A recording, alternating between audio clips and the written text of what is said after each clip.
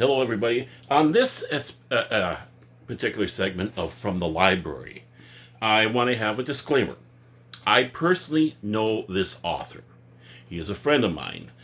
We have had many wild adventures together throughout the United States. Decorah, Iowa, uh, Elkhorn, Elkhorn, Iowa, Wisconsin.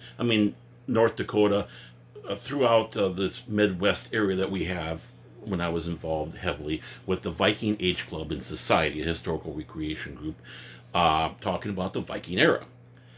And if there is a man that I sit in with awe in his knowledge of Viking history, Viking knowledge, it's this man. His name is Lars Walker. And he does have a site out there. I think he's got a fake book. If you want to hunt down the Viking Age Club and Society on the fake book, he lurks in there and pontificates on his page frequently. He's not really a well-known author, which is a sad thing because he has a unique approach to fantasy in the historical sense. And he, being from Minnesota, has sometimes a unique Minnesota bent to some of his science, to his fantasy writings that he has. The biggest one, though, that he started out with when he was with Baen Books was this first book right here. It's Erling's Word. It's a saga about actually a true, really living person who existed back in the Viking Age. His name was Erling Skjalgsson. And forgive me, for someone who's been involved in Viking history, I still have a hard time saying some of these words. My tongue doesn't work around it. And he also found some reference that there was a little Irish monk that popped up in some of the historical aspects, which he evolved a character around called Aiel. And the story is told from that person's viewpoint, his eyes. He's our eyes into this world. The funny thing about it is he's not really a monk. He's passing himself off as a monk to try to survive in the world. And this is a fraught time in Nordic history where you had the clash between the Christians and the old church, what we now call, people that are trying to revive it this day, calling Asatru.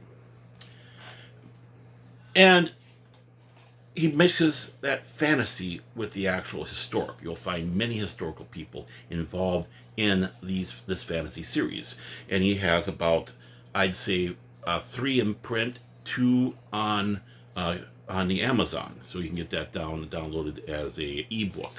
And I might be wrong; he might be up to having another one. He also has a few other books outside of that, which I'll touch on here. The one thing I have to sit back and say. And it's funny, he is not impressed with this cover. He doesn't feel it actually conveys what the story's about or what that scene's about. But I have to sit back and say, but Lars, that's Larry Elmore. Larry Elmore, the great fantasy artist, the great gaming fantasy artist, Larry Elmore, who contributed to SnarfQuest and Dragon and many covers of so many modules and books of science fiction of the D&D games and even science fiction and doing stuff for Gamma World. This is Larry Elmore, and of course he never got it. Sorry, Lars, I had to bring that part up. Actually, that book was wrapped up into this one as kind of a duology. He had a follow-up. So if you want to have both books, it's in this one. Again, these were from Baen. I don't know if these are in print or how easy they are to obtain. They might be able to be obtained online on the Amazon, again, through the ebooks. But he also expanded out to other areas, such as, this book taking place in Minnesota, Epson, Minnesota, and evolving around colleges. And if you take a look at Wolf Time, if anybody knows Nordic history, Nordic folklore, that's the end of time. Ragnarok.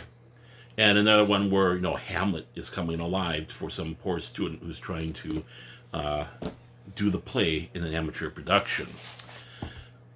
One of my favorite books is on the book was Oh, I have a middle block on the name. Troll Valley. Troll Valley is actually one of my favorite books. Again, centered around more modernistic fantasy, centered around a town that no longer exists in Minnesota.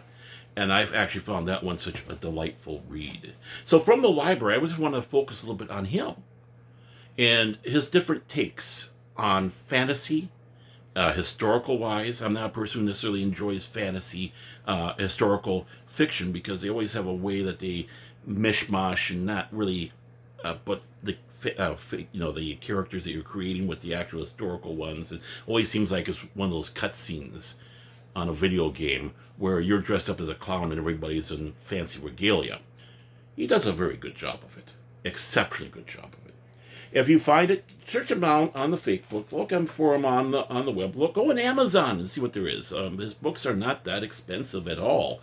I would recommend, if you do go on there, you'll find Troll Valley. A very excellent book on that. If you see others, give it a try. Starting out with, The Year of the Warrior. Again, that's his first two books in one volume, a duology.